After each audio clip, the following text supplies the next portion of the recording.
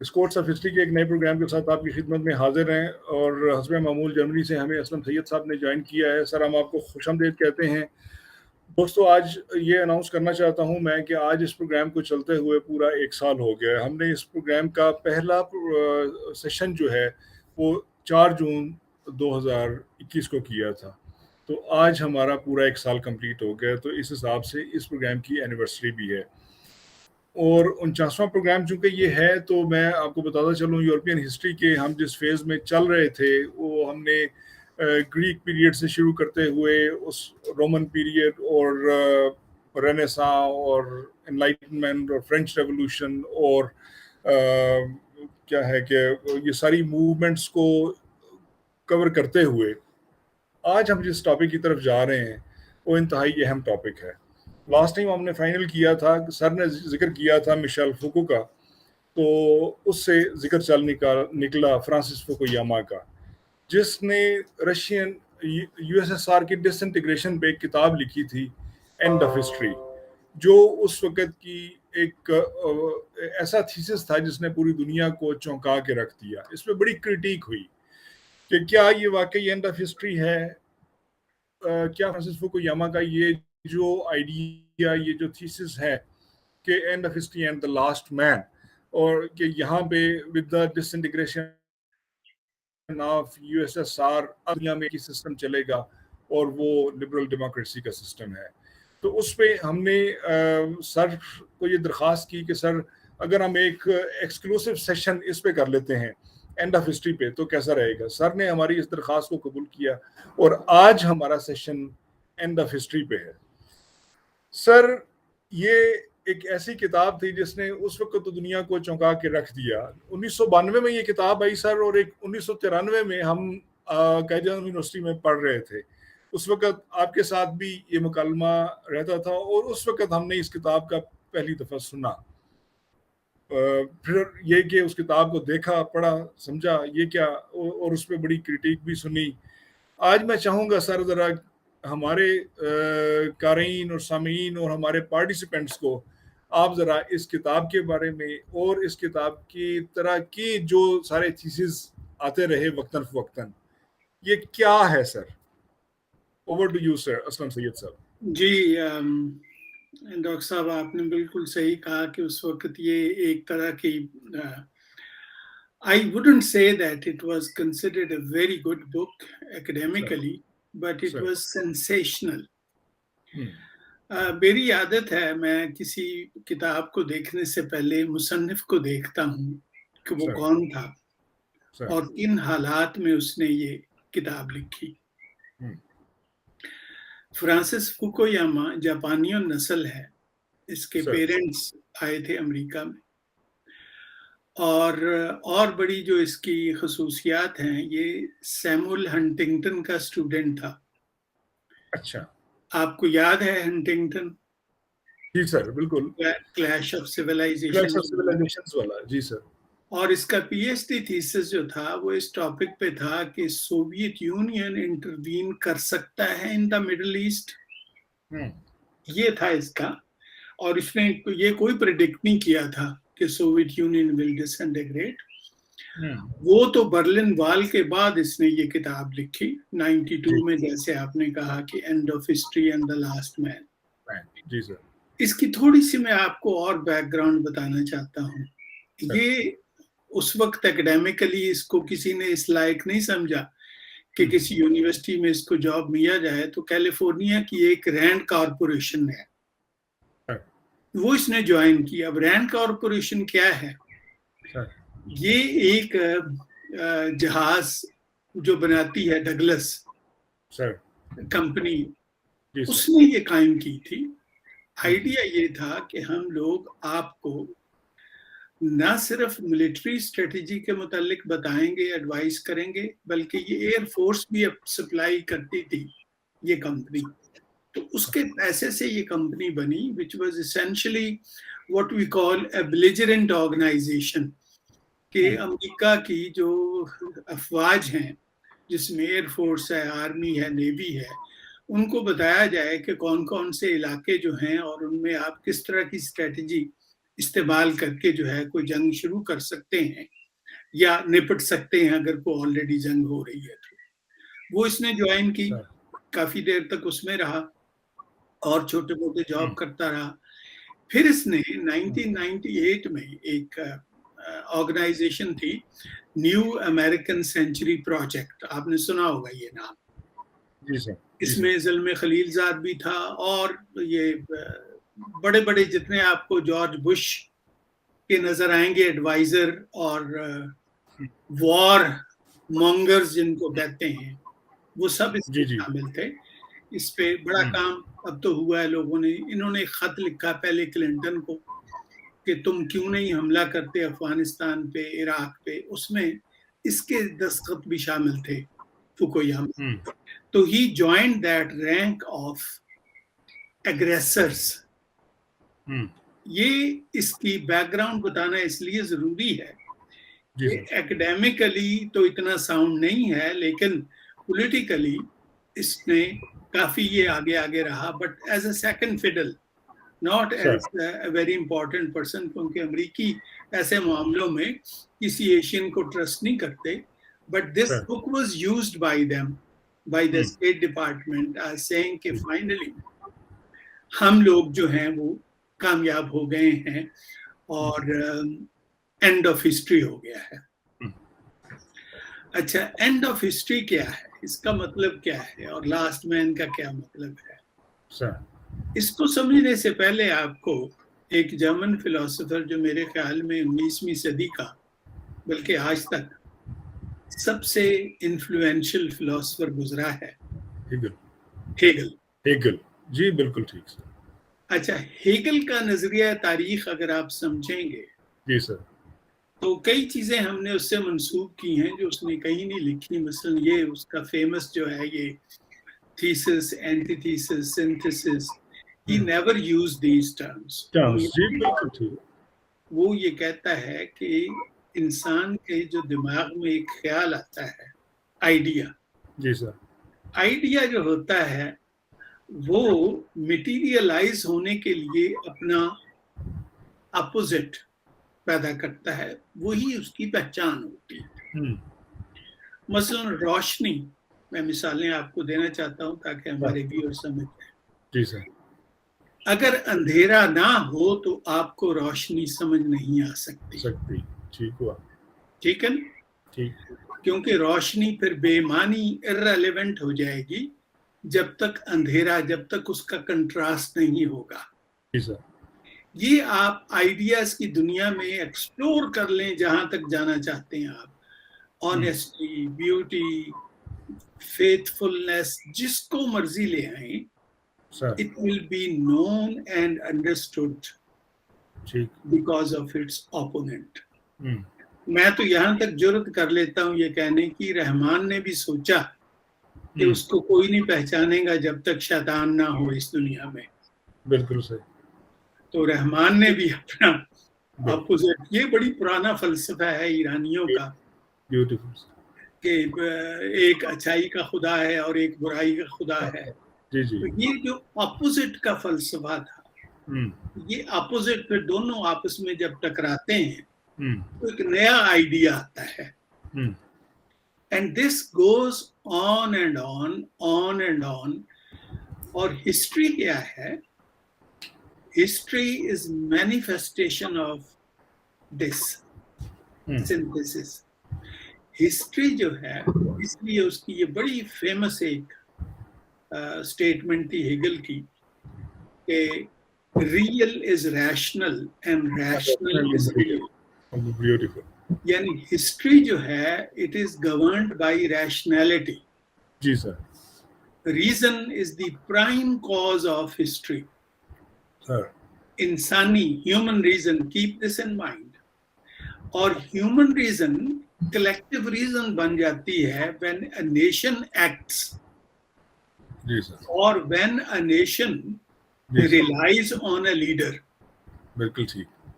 तो वो फिर लीडर जो है वो अपनी रैशनैलिटी में पूरी नेशन की रैशनैलिटी को रिप्रेजेंट करता है।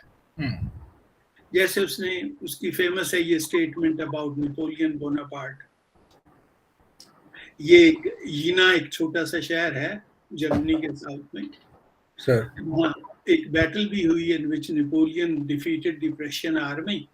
तो उससे डरते भागे लोग कहते हैं निकले, ये लेजेंड है लेकिन statement is attributed to Hegel.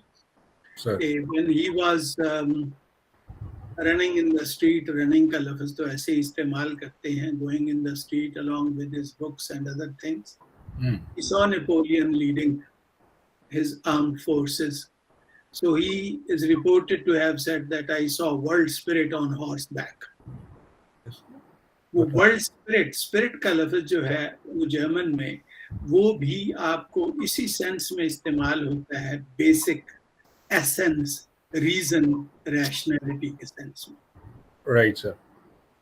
अच्छा, अब सवाल ये मैं थोड़ा सा एक्सप्लेन कर दूं, फिर we will come back to Fukuyama. जी ठीक सर।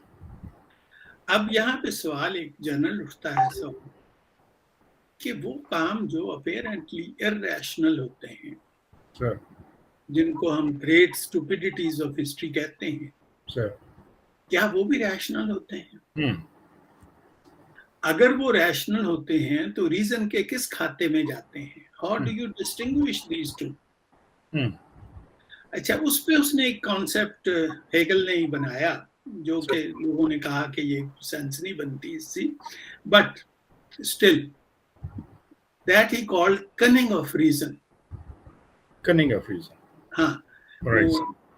अकल अय्यार है, सौ भेस बदल लेती है। वाह वाह। अच्छा, तो ये अकल की अय्यारी क्या है? अकल की अय्यारी ये है कि आप किसी से ऐसा काम करवाएं जिससे मेन जो रीजन है जो गवर्न्स हिस्ट्री वो बेनिफिट करेगी। वो अपने तौर पे ये समझेगा कि मैं अपनी अकल के मुताबिक, समझ के मुताबिक ये काम ठीक कर रहा हूँ। इसकी मिसालें बेशुमार हैं दुनिया में, हम दे सकते हैं कि कई लोग ऐसी स्टूपिड पॉलिसीज इख्तियार करते हैं जिनकी वजह से एडवांटेज जो होता है वो अल्टीमेट जो शेप होती है इवेंट्स उनकी आती है। कि अल्टीमेट उसका रिजल्ट क्या हुआ? एक की फॉली किसी दूसरे के काम आई and something new happened in history. ये जितने हम देखते हैं डिक्लाइन ऑफ पीपल और nations and then the rise of other, ये किसी ना किसी की फॉल्ट लाइन पे बेस्ड होते हैं। ठीक हुआ। कोई ऐसी हरकत करता है तो एक नई सल्तनत, एक नया लीडर वजूद में आता है। ये जो है मैनिफेस्टेशन हिस्ट्री की, इसको इसने साबित करने के लिए कि इट इज रैशनल, उसने ये चीज इस्तेमाल की है। तीसरा जो बहुत बड़ा एलिमेंट है इसकी हिस्टोरिकल एक्सप्लेनेशन में वो है चेंज। ठीक। हिस्ट्री चेंज के बगैर मुमकिन ही नहीं है। You can't even conceive of history without change. और हिस्ट्री में वही एलिमेंट्स आते हैं। देखिए ना, अगर आप अपनी रूटीन पे और कीजिए, हम सुबह उठते हैं, जी सर, सुबह से लेके शाम तक हम जो काम करते हैं ये तमाम अगर तारीख में शामिल हों तो यही होगा ना कि सुबह उठा, मैंने नाश्ता किया, उसके बाद दफ्तर गया, उसके बाद खाना खाया, उसके बाद आफ्टरनून में बच्चों की, दोस्तों की मुलाकातें की, उसके बाद शाम का खाना खाया और फिर सो गया। Sir, this is not history. लेकिन अगर आपने उस दिन कोई ऐसा काम किया है, अगर आपने कोई मजमून लिखा है which became very important, you confronted somebody with some new idea, you invented something, that will become history because that was change. जी जी। वो आपकी पूरी रूटीन जो है लाइफ की, that is not history. वो चीज आएगी जिसने it has changed the routine, it has added something or it has made something different, not only in your life but in the life of the community in which you live. ठीक। तो इसलिए ये important है। अब हम किसी और वक्त इसकी फिलॉसफी पे गौर करेंगे। Now I come back to Fukuyama. ठीक। ये तीन चीजें समझ आ गई आपको? जी सर, जी सर। अच्छा, फुकुयामा ने लेक्चर सुने होंगे हेगल पे, और ये जो इसका दावा है कि मैंने हेगल की फिलॉसफी को रीइंटरप्रेट किया है, दैट इज एब्सर्ड, क्योंकि उसमें कहीं उसकी विजडम हेगल की या कोई ऐसी चीज उसकी एंड ऑफ हिस्ट्री में नजर नहीं आती। इसने क्या सोचा? इसने ये समझा कि disintegration of the Soviet Union is end of history in the political sense. वो कैसे? कि दुनिया में उस वक्त दो सिस्टम, ये समझता है, which is absolutely wrong premise, लेकिन चलें मान लेते। एक था idea of political government represented by the United States, which he calls liberal democracy. The other was represented by the Soviet Union, which was communism, one-party system, guaranteeing basic rights, basic human rights and facilities, but not giving enough freedom to people to say things that they wanted to or to pursue what they wanted to. तो ये कहता है कि disintegration of the Soviet Union, खास तौर पे जब ये 89 में Berlin Wall came down, and all those countries in the orbit of Soviet Union, they started turning towards the West. That rang the bell. Okay, the other side has exhausted. Antithesis of history has come to an end. और अब जो है दुनिया, तमाम दुनिया liberal democracy को adopt करेगी। अब इसका कोई ऑपोजिट आइडिया नहीं होगा, which means that process of dialectics, जो which is essential for human beings, which is essential for recognition that we are alive and we are thinking, that has come to an end. That has come to an end means no new change in history, no more application of rationality to history, no more contradictions in history. Naturally, the alien idea of history has come to an end. अगर उसमें contradiction नहीं है, उसमें नए ideas नहीं आ सकते, उसमें challenges नहीं आ सकते, उसमें एसेंस हिस्ट्री की जो है चेंज वो नहीं आ सकती, और कोई नया आइडिया नहीं आ सकता, तो that is the end of history. तो ये इसने जो कासल अपना बिल्ड किया ऑन दिस आर्गुमेंट, वो यही था कि एक जो डेमोक्रेटिक सिस्टम पॉलिटिकली शुरू हुआ था इन द वेस्ट, वो अल्टीमेटली प्रिवेल्ड, और ये बॉल्शेविक रेवोल्यूशन और इस तरह के दूसरे जो इसके साथ ही एफिलिएटेड सिस्टम्स थे, they have failed, और अब के बाद जो है वो दुनिया लिबरल डेमोक्रेसीज को अडॉप्ट करेगी। So that's the end of history. अब अगला जो इसका which is absolutely I mean, एक प्राइमरी स्कूल का बच्चा भी नहीं ऐसी बात करेगा जैसी इसने की, लेकिन it became popular, the last man. Last man का क्या कॉन्सेप्ट है इसका? अब ये जितनी खसूसियात हैं हिस्ट्री के साथ related, these are human features, thinking, challenging, attempting to arrive at something better, bringing about some change in life.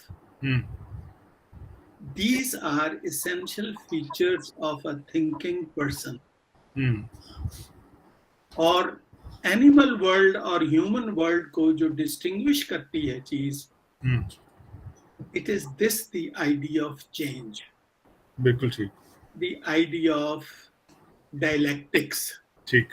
ये जो हम अपने मटीरियलिज्म और आइडियलिज्म के दरमियान जो वैसिलेट करते हैं, एक्सेप्ट करते हैं, फिर उसको चेंज करते हैं, ये चीज जो है ये हमें इंसान बनाती है। अच्छा हिस्ट्री एंड हो गई तो अब इंसान की जरूरत तो नहीं रही ना फिर। ठीक है, बिल्कुल ठीक। तो ये लोग जो हैं जिनको हम इंसान समझते हैं, they will turn into animals.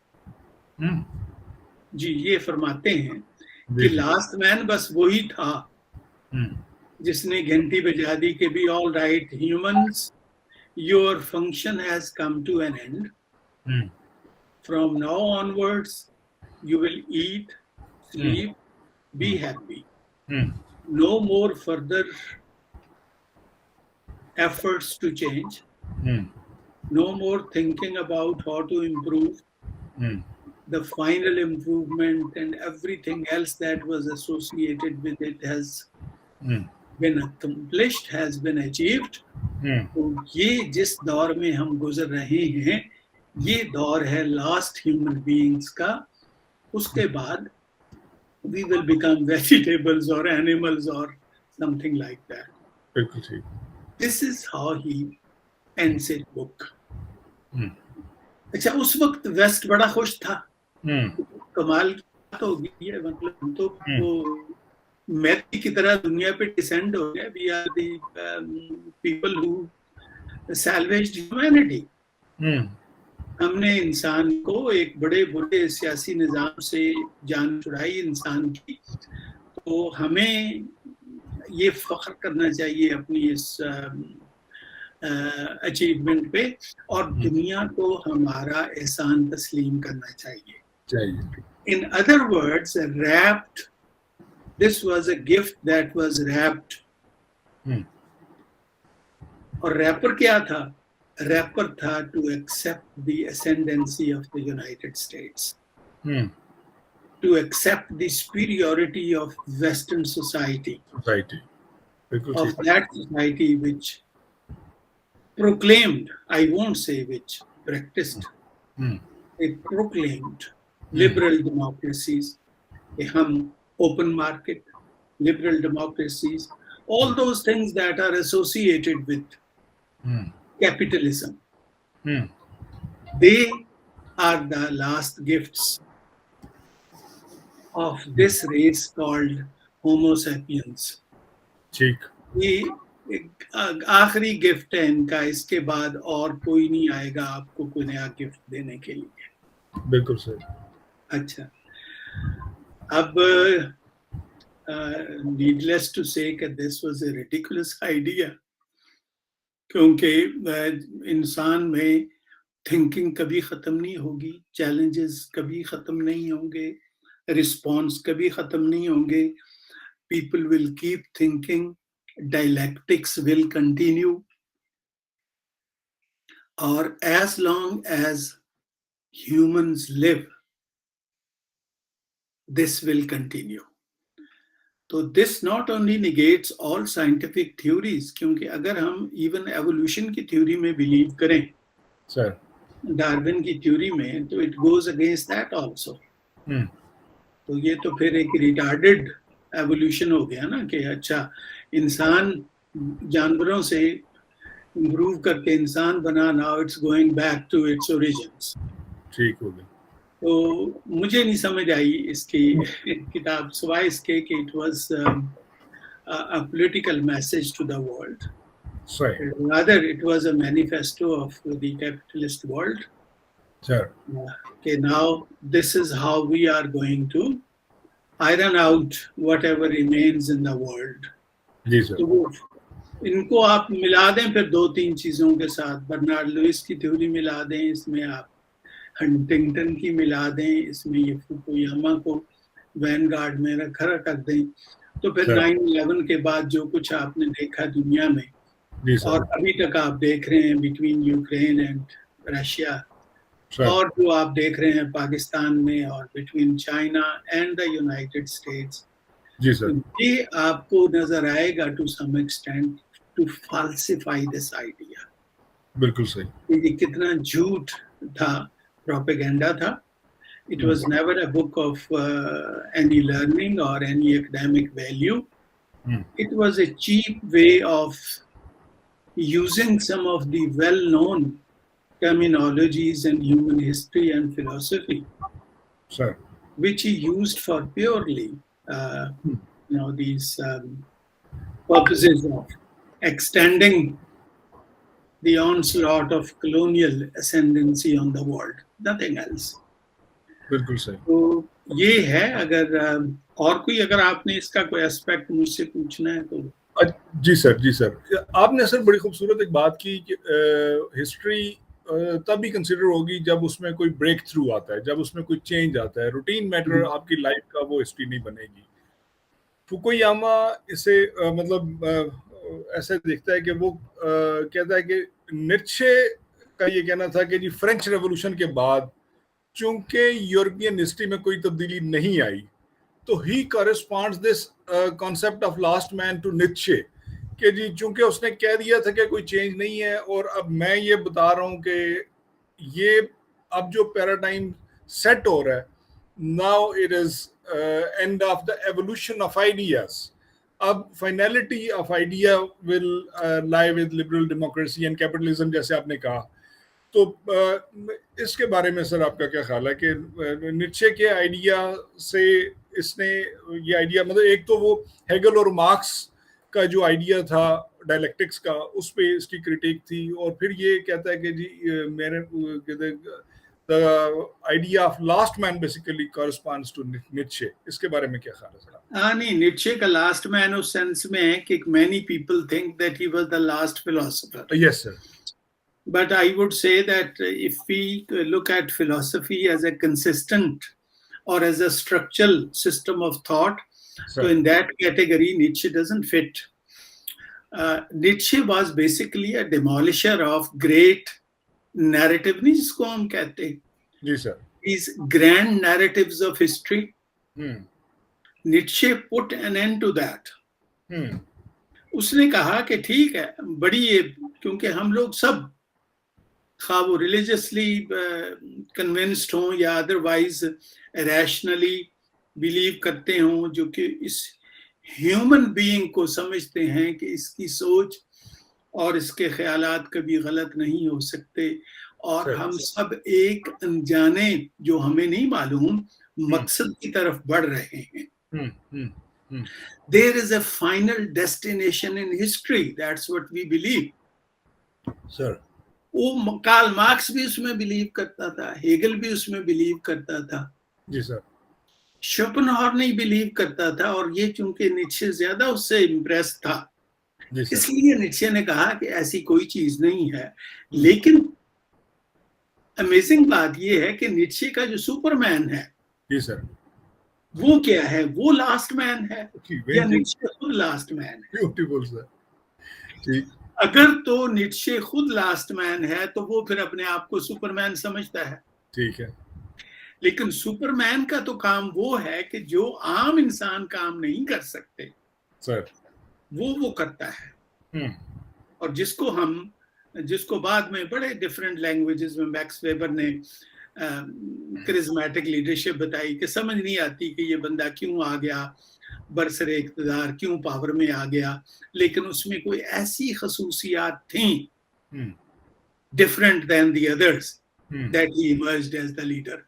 ये इंसान की ख्वाहिश रही है। आपने लास्ट टाइम जो सवाल पूछा था ना मुझसे सर, मेहदी अलैहिस्सलाम के बारे में, वो भी इसी सेंस में था सर कि वो जो एज है, एक गोल्डन एज है या एंड ऑफ हिस्ट्री, अगर आप सही समझते हैं, when all contradictions in human society will come to an end, वो नहीं अभी आई स्टेज। सही। और वो उस वक्त तक नहीं आएगी। उस वक्त आप कह सकेंगे कि this is the last man, जब वो आ जाएंगी। लेकिन उसके बाद फिर इस दुनिया के वजूद की जरूरत नहीं रहेगी। History will definitely then come to an end. ठीक है। क्योंकि जब तक इंसान है इस दुनिया में सर, उस वक्त तक कॉन्ट्राडिक्शंस आएंगी। सही। इसका माइंड इस तरह से बनाया है इसके खालिक ने, या अगर खालिक में आप बिलीव नहीं करते तो एवोल्यूशन के जरिए बनाया है कि बगैर कॉन्ट्राडिक्शंस के ये माइंड समझता नहीं है चीजों को। आप मिसाल देके, आप तो टीचर हैं, आपने देखा होगा स्टूडेंट्स को समझाते हैं आप मिसाल देके, हमारा माइंड जो है रिसेप्टिव ज्यादा होता है when we show to different things, वो उनके जहन में रहती हैं और फिर वो सोचते हैं which side to choose, which side to opt for, और is it possible to bring them together and make something new out of it. ये जितने थ्योरेटिकल फ्रेमवर्क आपको नजर आते हैं of looking at different societies, ये इवॉल्व कैसे होते हैं? From facts to theory, not from theory to facts. Facts जो हैं ये थ्योरी को जन्म देते हैं, फिर उनसे एक नई थ्योरी निकलती है, फिर वो नए फैक्ट्स को लाती है। ये जब तक सिलसिला चलेगा, humans will be alive, history will be alive, and it will not end. तो ये उसका कहना कि Nietzsche was the last man, I don't believe it. ये this is absurdity, क्योंकि उस वक्त एक चीज थी जो पोस्ट मॉडर्निज्म में हमें दी है, वो किसी की समझ नहीं, हालांकि जर्मनों ने बहुत पहले बता दिया था, वो 18th और 19th सेंचुरी में बता दिया था कि there is another very important determinant of human destiny, that is called culture. सही। ये जितनी आपको ये नशावर कैप्सूल खिलाते हैं in the shape of ideas, open market, capitalism, socialism,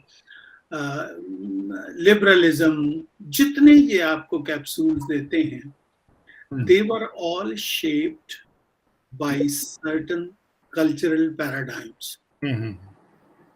When they come to a different culture, उनकी शेप मुख्तलिफ हो जाती है।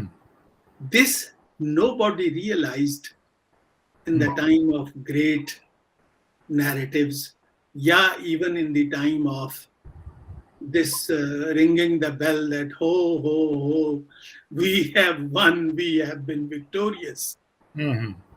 Liberal democracy ले लो अगर आप फर्ज कीजिए, and as an idea, will it work the same way in Africa, Asia, Europe, East Europe and elsewhere? No way. No. What will be the variant? The variant will not be that liberalism will change its definition or democracy will change. The variant will be culture. The people who will practice it. That will totally, in many cases, metamorphosis हो जाएगा, बिल्कुल transformation होगी ऐसी that you won't be able to recognize even. Is this the same liberal democracy that you were talking about? Is it the same Karl Marx? अब आपके दो neighbor countries हैं, Russia, let's go back to history, Soviet Union and People's Republic of China. दोनों believed in Marxism. ठीक है? ठीक. Why were these shapes different, so different? सही. Because of cultural impact.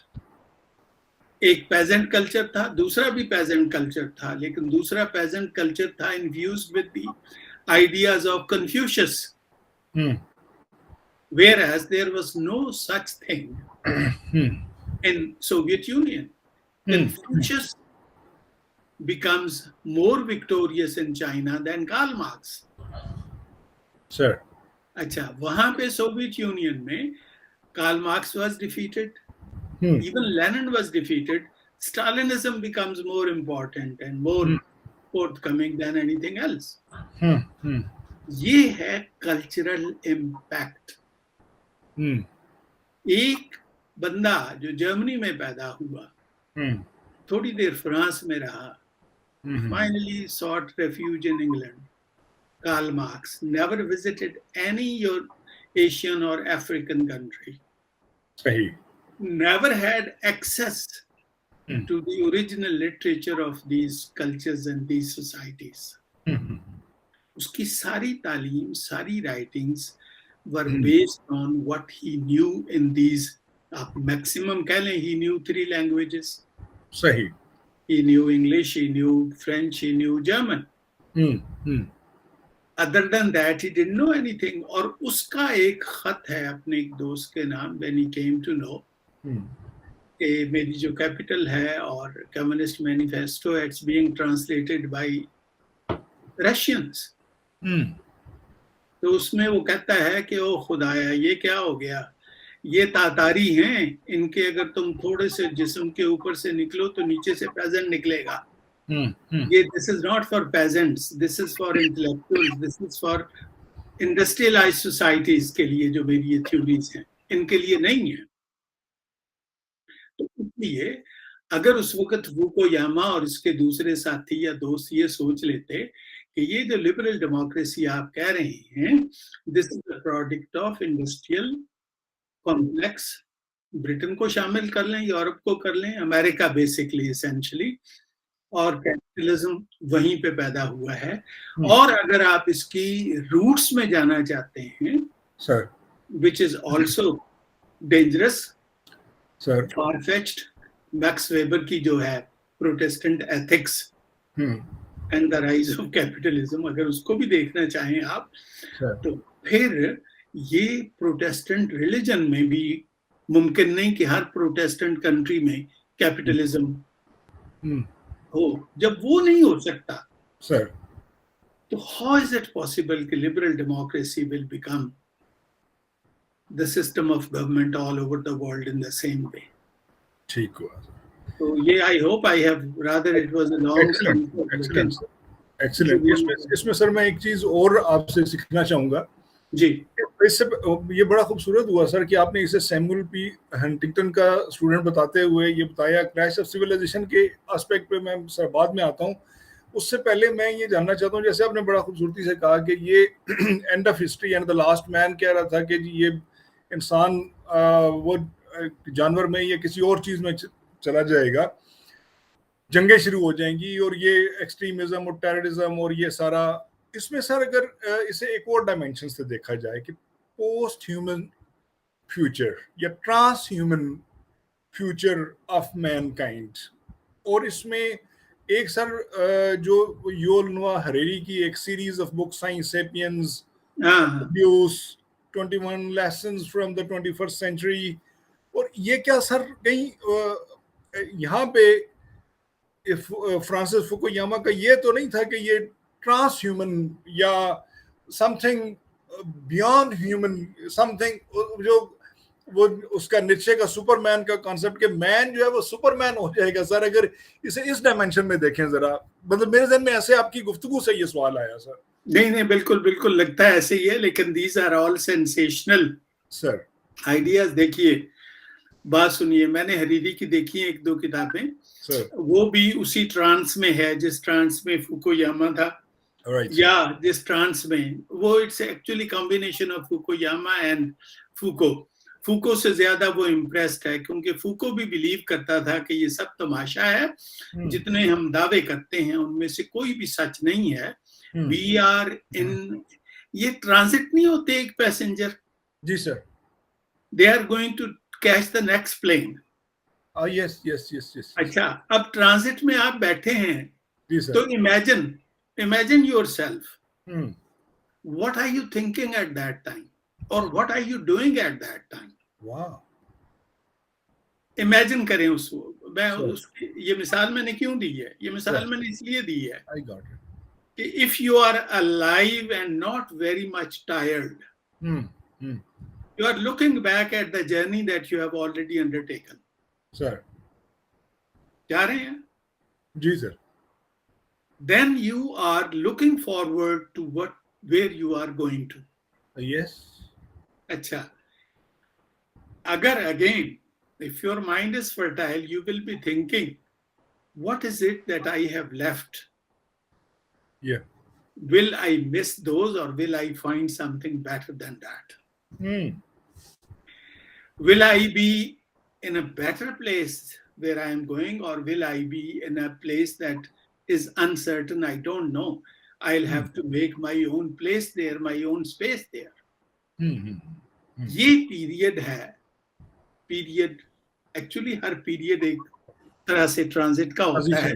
जी बिल्कुल। लेकिन अगर हम इंटेलेक्चुअली देखें ह्यूमन हिस्ट्री को, sir, specially from the perspective of European and American thought, तो उसमें लगता ये है कि we are in this transit area. एक बड़ा शानदार जर्नी जो हम कहते हैं, शानदार in the sense of empires, of discoveries, of inventions, और इंफॉर्मेशन हाईवे पे बैठ के हम कहाँ तक पहुंच गए हैं आप। अब आगे हम क्या करेंगे? दो काम कर सकते हैं, या स्टेलमेट हो जाएगी। स्टेलमेट हो जाएगी तो वो तो लास्ट मैन वाली थ्योरी आ गई फिर, लेकिन स्टेलमेट होगी नहीं। इसलिए मैंने जैसे पहले अर्ज किया कि ये सिलसिला चलेगा आगे और शायद स्पीड अप हो जाए। अच्छा, उसमें फिर क्या होगा? उसमें ये होगा कि जो इस वक्त हमारे पास टूल्स हैं sir of knowing each other और having access to different things which we did not have before, वो एनहांस हो जाएंगे, उनका इम्पैक्ट हमारी लाइव्स पे ज्यादा हो जाएगा, and we will essentially become dependent on that. फिर हमारी अकल की बजाय इन आलात की अकल इस्तेमाल होगी। We will ask the computer which is the safest way to travel from this place to that place. सही। अच्छा, अब हम यहाँ पे थोड़ी सी एब्स्ट्रैक्शन का शिकार हो जाते हैं जब हम कहते हैं ना कि we will become privy to the answers that we will get. वो इसलिए कि who feeds these instruments? इनमें, इन इंस्ट्रूमेंट्स में डेटा किसने डाला है? हमने डाला है। ये जो हम देखते हैं, तलाश करते हैं, let me get the best ticket from this place to that place, ये जितने टिकट बेचने वाले हैं उन सब ने अपने अपने उसमें डाल दिए हैं। So how do we know where to get it from? तो basically back to human recycling, back to where we were. Sure. The humans will definitely become more dependent on these things that we have created, but Sure. that does not mean that humans as thinking instruments ही कह लीजिए उनको, humans को, or as units of movement, eating and sleeping and thinking and talking, robots से सुन लीजिए आप, it will be not the same, it will be different. If, अब ये मेरा लास्ट इस पे कमेंट है, I hope somebody will remember it. Even if robots are advanced in terms of thinking and acting to what we are, we still be human beings and not robots. वो एक stage आएगी, I think आ रही है, we are heading towards that stage, जिसमें आप उसको क्या कहेंगे? उसको सुपर ह्यूमन कहेंगे। तो सुपर ह्यूमन आपकी प्रोडक्ट होगी which you have created, not yourself. When you transfer that facility, that ability to something else. मैं उसकी मिसाल देता हूँ। आप on your own with all the efforts that you have physically, how many people you can harm or benefit? Now you have created something which is called atomic bomb. It's not you, but you have created it. How many it can harm, or if used properly, how much it can benefit? Nuclear energy से कितने लोग benefit कर सकते हैं? सही। तो credit किसको दूंगा इसका मैं? टू एटॉमिक पावर और टू ह्यूमन माइंड, इसने उसको हार्नेस किया है। So back to square one, you cannot possibly, this is my idea, you cannot possibly eliminate human mind, even if what humans have created transcends human power. अभी already कर दी है, जैसे मैंने आपको मिसाल दी. Sir. It has gone way beyond our capacity as human being. But still it is our creation. जिसका मुझे खतरा है सर वो ये है कि we will do something and become victims of our own creations. Creation. Oh my God. Yeah. This is what I feel that आज तो हम बड़ा प्राइड लेते हैं ना, and genuinely we should be, as मैं टोटल ह्यूमैनिटी की बात कर रहा हूँ, किसी एक एथनिक या रिलीजियस ग्रुप की बात नहीं कर रहा. जी सर. कि what human beings have achieved is enormous, no doubt about that. But are we going to that destination where we will become victims of our own creation? That is possible. सही. इसमें sir सवालात तो बहुत ज़्यादा हैं क्योंकि ये topic इतना अहम है. तो मैं इसमें हमारी एक बहन जो हमारी बड़ी रेगुलर लिसनर भी हैं, इरम साजिद साहिबा, उन्होंने 2-3 सवाल किए हैं सर. मैं जी जरूर. मैं भी वो हंटिंगटन की तरफ जाना चाह रहा था. उन्होंने भी उसी हवाले से कर लिया सर कि ये जो हंटिंगटन की क्लैश ऑफ सिविलाइजेशन की थ्योरी है, पोस्ट वर्ल्ड कोल्ड वॉर में हम इसे कहाँ रखेंगे. और ये चूंकि ये एक कंटिन्यूएशन जैसे आप बता रहे हैं कि चल रही थी, क्या अब उसमें भी काफ़ी मतलब वो आ गया है कि ये भी एक और किस्म का चरबा है, क्लैश ऑफ सिविलाइजेशंस. क्या सर ये वाकई ह्यूमैनिटी, अभी हम ह्यूमन के उस प्रोडक्ट पे जाने से पहले ह्यूमन की तबाही की बात कर लेते हैं सर, कि क्या ये वाकई क्लैश ऑफ सिविलाइजेशन की तरफ इंसान ही चला जाएगा? आप इस पे सर कैसे समझते हैं? Poor Huntington never understood the term civilizations. Oh, great. Civilizations never clash.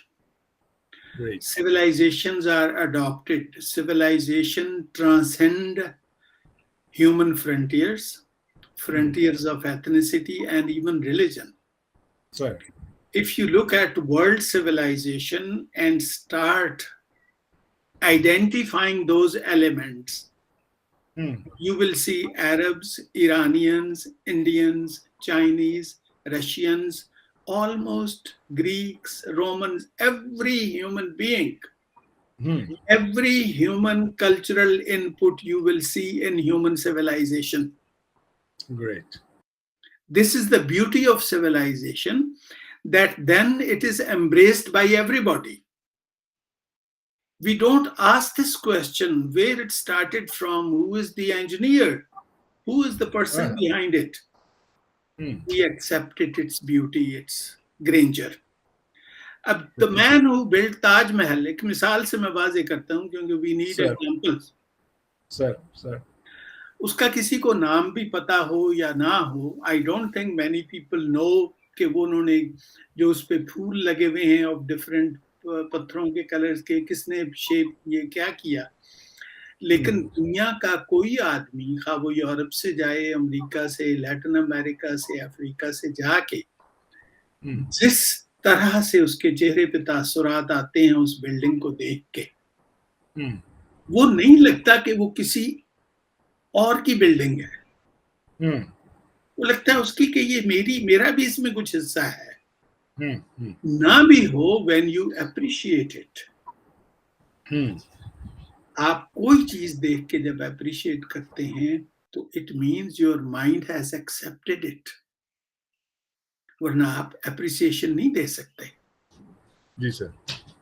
तो ये हंटिंगटन की ये जो थ्योरी थी ये बिल्कुल फैक्चुअली गलत थी, और ये एक्चुअली मैनिफेस्टो था, ये एजेंडा था जो उसने दिया था अमेरिका को कि ये चीजें हैं जो आपको करनी है, और ये मुसलमान उनको नजर आ रहा था कि बाकी तो दुनिया ने शायद एक्सेप्ट कर लिया है, सोवियत यूनियन खत्म हो गया है।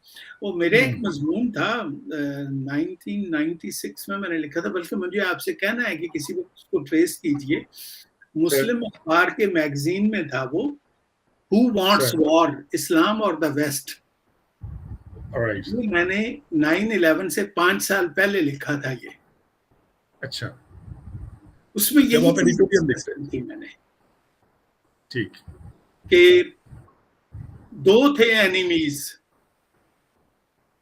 कैपिटलिस्ट वर्ल्ड के, समझे जाते थे, जी ठीक, कम्युनिज्म और दूसरा जिसको ये उस वक्त इस्लामिज्म कहते थे।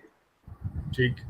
अच्छा, कम्युनिज्म को आपने डिफीट कर दिया, हालांकि उसमें आपने इस्लाम को यूज किया, but what ever, let's say that you did it. अब रह गया इस्लाम। अब आपने इसको कैसे टेम करना है? बाकी जो स्टोरी है फ्रॉम 89 ऑनवर्ड्स, वो प्रेपरेशन है फॉर दिस। पहले प्रेपरेशन हुई इंटेलेक्चुअली, इकोनॉमिस्ट ने एक मजमून लिखा, उसके बाद हंटिंगटन की थ्योरी आई, उसके बाद कोयामा की किताब आई, इन सबसे पहले इनका पीरो मुर्शिद था एक बर्नार्ड लुइस प्रिंसटन में, जी जी, उसने ये एक्चुअली ये टर्म जो क्लैश ऑफ सिविलाइजेशन थी, ये उसने इस्तेमाल की थी सबसे पहले। ठीक, ये सब ने फिर मिला जुला के एक ग्रुप बनाया कि this is the time to tell the world who is in power, who is the master. और उससे फिर ये आगे से दो तमाशा शुरू हुआ। Naturally we became either partners और ऑपोजिट अपोनेंट्स। उसमें जो ब्रूटैलिटी आपने देखी in Afghanistan, in Iraq, in Syria और इन लिबिया, और बहुत से ऐसे ममालिक हैं जिनमें ब्रूटैलिटी इस अंदाज से की गई to create an awe in the minds of people, लोगों को डराने के लिए। डराने का मतलब यही होता है ना कि बस now watch out, next could be you. Yes, तो ये मैं कभी भी, I have never given them any academic respect to these people. और जितने वो ब्लडी फ्रंटियर्स की बात करता है हंटिंगटन अपने थीसिस में, all those were created by colonial powers, especially the British and French. वो कश्मीर की बात करता है, वो कुवैत और इराक की बात करता है, वो पैलेस्टाइन की बात करता है। Who drew these lines? The British and the French. Pakistan और इंडिया के दरमियान अगर फ्रंटियर्स ब्लडी हैं तो who drew the line? Neither India nor Pakistan. Who drew the line between Afghanistan and Pakistan? British.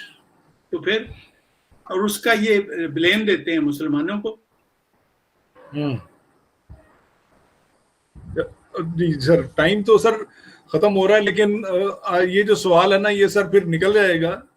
और मैं ये चाहूंगा, ये भी मैं मैडम इरम साजिद साहबा ने भी इस सवाल को टच किया कि मुसलमानों ने भी सर, इंसान के पास ना सर दो किस्म के वो आइडियाज चलते रहते हैं हमेशा। एक वो इटरनल होना चाहता है, ठीक है, और दूसरा ये कि वो हर बात में यहाँ पे क़यामत की निशानियां हैं, ये हो जाएगा तो क़यामत आ जाएगी, ये हो जाएगा तो क़यामत आ जाएगी।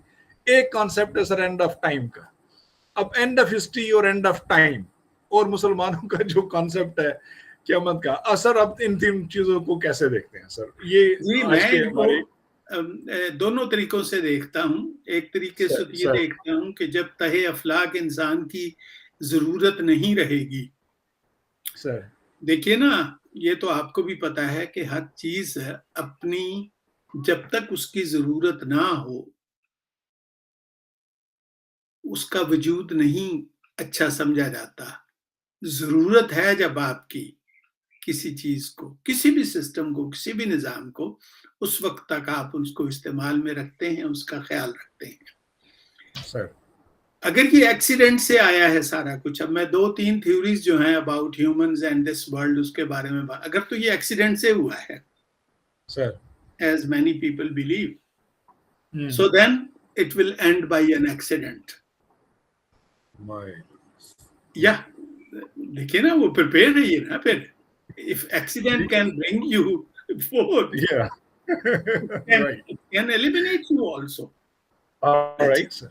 Be prepared वो for तो that. ब्लैक होल्स वाला चला जाएगा सर. हाँ, और अगर किसी ने कुन कह के आपको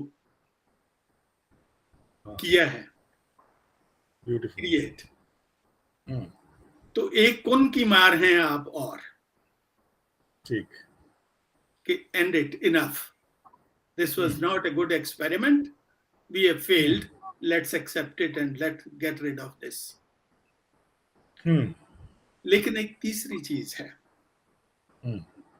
और वो तीसरी चीज ये है कि खुद मैं चूंकि अल्लाह में बिलीव करता हूं, तो इसलिए उसी का हुक्म, उसी का एक जुमला है कि हमने कोई चीज अबस पैदा नहीं की.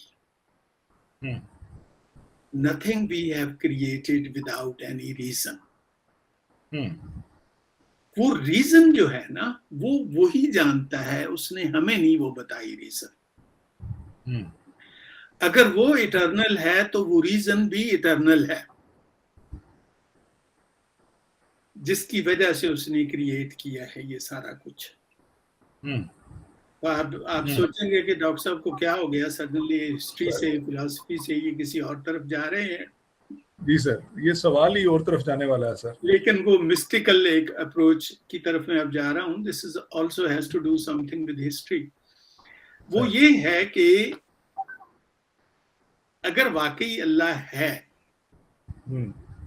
तो जैसे इकबाल कहता है कि तेरा नाम कौन लेता था हमसे पहले, तुझे जानता कौन था हमसे पहले. और खुद उसकी हदीस कुदसी है कि मैंने इंसान को क्रिएट इसलिए किया कि मैं पहचाना जाऊं. जी बिल्कुल. अच्छा, अगर वो चाहता है कि वो पहचाना जाए, उसकी पहचान जारी रहे, अगरचे थ्योरेटिकली हम कहते हैं वो हम पे डिपेंडेंट नहीं है अपनी पहचान के लिए, और वाकई नहीं है, उसको कोई सी सहारे की जरूरत नहीं है. लेकिन फूल खूबसूरत होता है, खा उसको कोई देखे या ना देखे. उसका जमाल, उसका जलाल रहेगा, खा उसको कोई फॉलो करे या ना करे, वो रहेगा. ये दुनिया, छोटा सा ग्लोब अगर खत्म भी हो जाएगा, तो इतनी गैलेक्सीज हैं, वो रहेंगी सारी. They will be testimony to his existence, his greatness, उसकी जो कुछ पावर है उसकी, वो सब कुछ. वो नक्काश जो है ना, उसने सिर्फ हमें बना के एक नक्श नहीं दिया है इस दुनिया में, लेकिन हमें चूंकि उसने इदराक दिया है, कॉन्शियसनेस दी है, तो इसलिए मेरा ख्याल है बिगड़ेगी और बनेगी. ये शकील बदायूनी का एक शेर है, बड़ा खूबसूरत सॉन्ग में गाया गया था. लेकिन मैं सोचता हूँ, इस पे तो गौर करता हूँ कि बिगड़ेगी और बनेगी, ये दुनिया यही रहेगी. ये सिस्टम ऐसा है कि ये चलेगी दुनिया, ये एंड नहीं होगी. और ना इंसान कोई सुपर चीज बनेगा, और ना ही इंसान एनिमल किंगडम में जाएगा. अप्स एंड डाउन्स होंगे. अब चूंकि हमें कोई रास्ता आगे नजर नहीं आता, हमें चूंकि नजर नहीं आता, जाएं कहां. कल्चरल चीजों ने इतना गिरफ्त में हमें ले लिया अपनी. मैं कोई कमेंट नहीं दूंगा इस वक्त की present situation in our country, लेकिन दुनिया की अगर आप देख लें इस वक्त जो प्रेजेंट सिचुएशन है दुनिया में, जी sir, can you rationalise it? No. You can, but you will have to sacrifice a lot of things in the process. वो रैशनैलिटी किसकी होगी जिससे आप यूज करेंगे इस दुनिया को एक्सप्लेन करना? A philosopher sitting distantly from this world in his ivory tower and looking at the world and then giving a decision, उसका वही डिसीजन होगा जो हेगल ने दिया था. या जो कार्ल मार्क्स ने दिया था, या जो नीत्शे ने दिया था, ये तीनों रेलेवेंट होंगे उसके लिए। लेकिन ये तीनों इररेलेवेंट भी होंगे। ड्रीम्स हमने देखने हैं, अब भी देखेंगे, देखते रहेंगे। बल्कि चिराग जब टिमटिमाता है तो उसकी लौ तेज हो जाती है ज्यादा आखिरी लम्हों में। तो अगर कोई सल्तनत गिरने लगती है तो वो बताना ये चाहती है कि नहीं, अभी दमखम है हम में। तो कुछ लोगों का ख्याल है कि this is the end of American empire, this is beginning of new contours in world history. कुछ कहते हैं नहीं, एक बड़ा क्लैश होगा। और हाँ, वो क्लैश, अगर वो क्लैश हुआ physical, then be prepared for that big accident.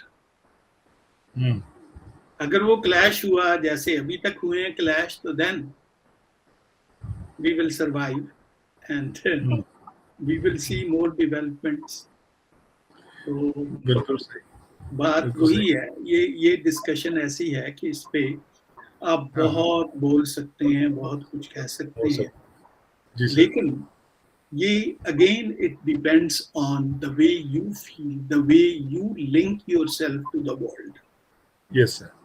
और यहीं पे हिस्ट्री हमारे लिए रेलेवेंट होती है। सही, सही। What does it mean to me? That's important. सही। I'm not concerned how does it mean to people in Washington DC and Moscow or elsewhere. No. How does it mean to me as a student, as a person who reflects on history, as a person who lives in this world? और ultimately यही चीज decide करती है कि अगर मेरी voice, मैं समझता हूं, इतनी स्ट्रांग है कि many people are going to join, then I become a leader, either in ideas or in politics. Otherwise, I'm reduced to my study and to my being alone in the world. बिल्कुल सही sir. मैं तो अपनी तरफ से conclude कर चुका था, लेकिन वो जैसे फुकुयामा ने खुद ही कहा था ना कि there can be no end of history without an end of modern science and technology. और आपने फरमाया कि ये कहीं मिस्टिसिज्म की तरफ, कहीं सुपरनेचुरल की तरफ ये डिस्कशन जा रही है। तो एक डॉक्टर राहत साहबा का एक सवाल आया सर, उसे मैं टेकअप करना चाहूँगा। वो कहती हैं कि please include unfolding of ultimate idea of all the ideas, a concept of Hegel।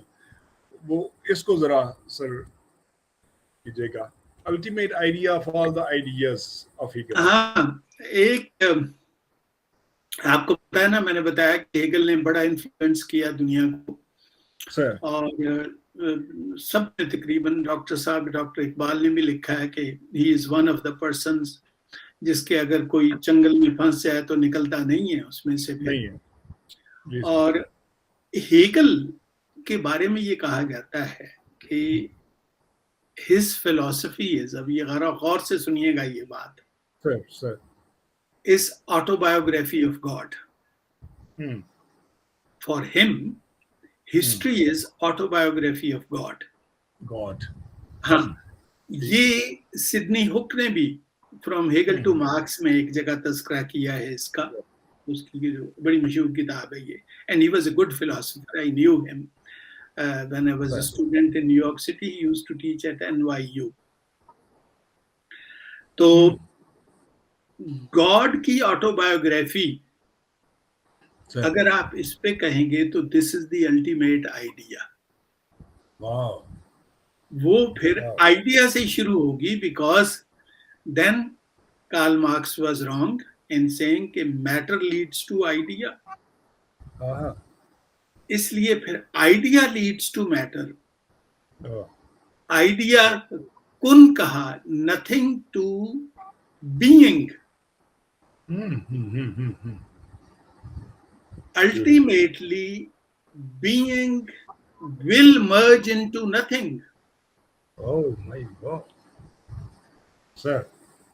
Beginning to end पे गौर कीजिए ना जरा आप. जी जी जी जी जी जी सर.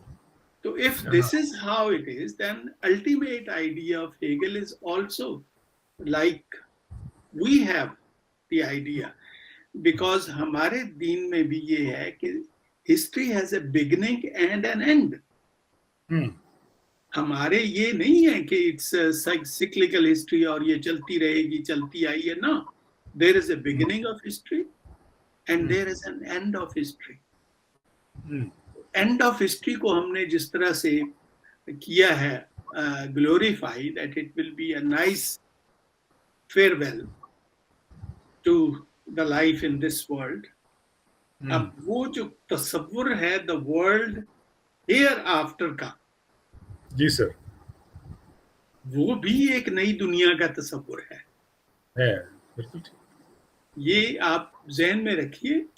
वो जो तस्वुर जो हमें खाका मिलता है मुख्तलिफ जगहों पे, कुरान की आयात में, अहादीस में, और लोगों ने जो अपनी खामा फरसाई उस पे की है, उसमें आप देखिएगे कि वो भी एक दुनिया है नई, जिसमें आपको हर वो दुनियावी चीजें नजर आती हैं. आपको दरख्त नजर आते हैं, फ्रूट नजर आते हैं, नहरें नजर आती हैं, घर नजर आते हैं, सोना नजर आता है, रेशम नजर आती है. ये तमाम अवामिल जो आपको नजर आ रहे हैं उस so called life after death में, दैट इज अनदर वर्ल्ड. तो हो सकता है यही वर्ल्ड ट्रांसफॉर्म हो जाए इनटू दैट वर्ल्ड. पॉसिबल है ये, और आप करेंगे, no one else. Human himself. हाँ, ग्रेट. तो इसलिए ये मैं इसको बड़ा पॉजिटिवली भी देखता हूँ. जो एक्सीडेंट प्रोन है उनके लिए मेरा यही मैसेज है. Then okay, then be prepared for an accident also. I hope I have answered that question. Yes sir, yes sir. Great sir, great. मज़ा आ गया सर. बहुत सारी चीज़ें हमारी क्लियर हुई सर. आपका सर बेहद शुक्रिया कि आपको हमने दरख्वास्त की और ये प्रोग्राम हमारा पूरा 1 साल चला. और दोस्तों, इसके बाद इस प्रोग्राम की क्या सूरत हाल होगी, क्या नोयत होगी, क्योंकि हमने इस्लामिक हिस्ट्री को रिव्यू कर लिया, वर्ल्ड हिस्ट्री एट लार्ज को हमने इनिशियली किया था, इंडो पाक हिस्ट्री का कुछ हिस्सा किया, और यूरोपियन हिस्ट्री को तो हमने एक्सक्लूसिवली किया. अब इस प्रोग्राम को आगे कैसे लेके चलेंगे, सर से भी रहनुमाई लेंगे, और आप लोगों का फीडबैक जो है वो हमें ये बताएगा कि हम इस प्रोग्राम को किस तरह से लेके चलें. आप अपने कमेंट्स में इसे ऐड कीजिएगा, और अगर आप लोग चाहेंगे तो हम इस प्रोग्राम को आगे की तरफ लेके चलेंगे और जिस तरह से आप चाहेंगे. और सर आपकी रहनुमाई हमेशा हमारे साथ रहेगी, और देखते हैं कि इस प्रोग्राम का अब फॉर्मेट नाउ ऑनवर्ड्स कैसा होगा. बेहद शुक्रिया सब दोस्तों का जिन्होंने हमें ज्वाइन किया, और सर आपका तो शुक्रिया अदा हो ही नहीं सकता जिस तरह से आपने हमें ये सारी गाइडेंस प्रोवाइड की. और अब अगले हफ्ते में सर इस प्रोग्राम का कंटिन्यूएशन दोस्तों के फीडबैक से फिर हम आपके साथ शेयर करेंगे सर, जैसे आप हुक्म करेंगे फिर उस तरह से इस प्रोग्राम को लेकर चलेंगे. सर आपका बहुत शुक्रिया, सब दोस्तों का बहुत शुक्रिया. खुश रहें, खुश रखें. और मेरा ख्याल है कि बेहतरीन तोहफा जो इस वक्त हम दोस्तों को दे सकते हैं वो यही है कि हम इल्म की शमा को जलाए रखें और फैलाए रखें. इस प्रोग्राम को सब्सक्राइब करते जाएं और दोस्तों में फैलाते जाएं. यही आपका बेहतरीन कंट्रीब्यूशन होगा towards the service of humanity. खुश रहें, खुश रखें और इल्म की शमा को बढ़ाते जाएं.